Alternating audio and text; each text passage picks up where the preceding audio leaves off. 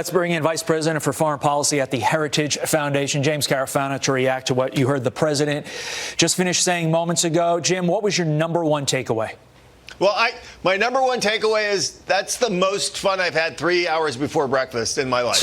Look, so two things. Number one is, of course, Trump was Trump.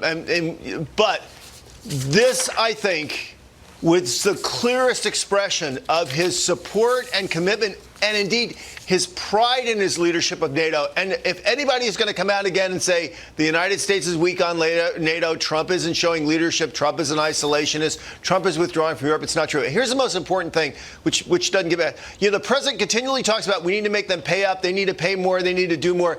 That makes it sound like they're going to pay up and we're going to do nothing. That's not what's going on here. The United States has increased its defense budget.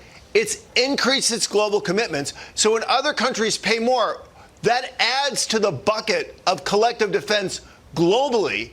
So when the Europeans pay up more in Europe, the United States can do more in the Middle East. It can do more in the Indo-Pacific. So we all win. So it's not about them paying us. It's about them paying their fair share so we're all better protected. I'm not really sure that message came across clearly. What did you make of his words to French President Emmanuel Macron? He had some pretty harsh words to say to him.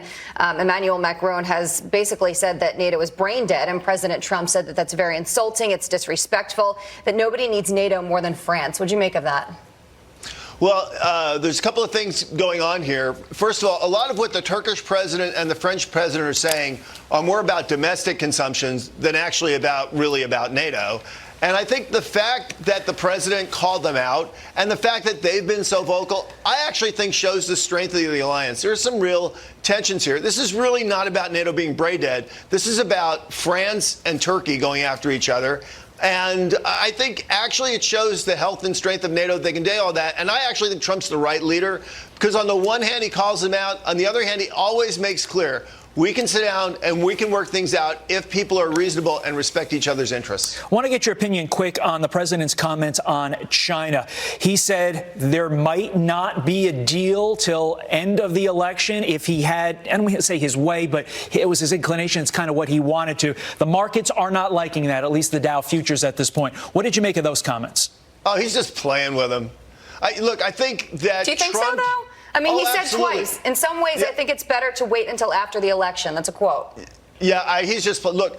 I think Trump has gone to London believing that the likelihood of him being removed from office because the impeachment process is less than zero, and that the consequences on his chance to getting reelected are less than zero. And not only believing that, but believing that the Chinese believe that. The Russians believe that, and really all the Europeans believe that as well, and I think they do. So I think he is going from a position of strength, and he's sending a message like, waiting me out till after the elections, whether you're the Russians, the Chinese, or the North Koreans, maybe that's not a smart move because maybe you're not going to get a better deal after I get reelected. So I think he's really using this to kind of put the thumb down more on China. We will see. James Carafano, thanks for joining us. Thank you. Hope you enjoy your breakfast. No, you didn't have it.